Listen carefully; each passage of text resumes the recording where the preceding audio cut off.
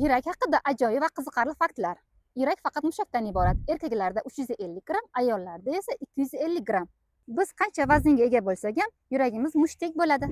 Yurak 1 minutda erkaklarda normada 76 dan 82 tagacha uradi, ayollarda esa 72 dan 76 tagacha urishi norma sanaladi. Yurak avtonom xususiyatiga ega. Bosh miyadan impulslar kelmasa ham o'z qisqarish xususiyatiga ega. Yurakdan chiqadigan hamma qon tomir, vena, kapillyarlarni qo'shganimizda 100 ming kilometrdan oshadi. Bu ekvatorni 2,5 marta aylanib chiqish degani.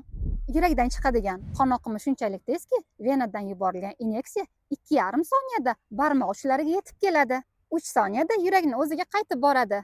2-3 soniya ichida optiga qaytib boradi. Yurak hayajonlanganda, sevganda, qo'rqqanda, xafa bo'lganda 2 barobar tez ishlaydi. Kunduzgi 5-6 soatlik uyqu yurak qon tomir kasalliklarini 2 barobarga oshiradi. Yurak faqat yurak bilan davolanadi. O'zingizni va sizni yaxshi ko'rgan insonlarning yuragini ehtiyot qiling.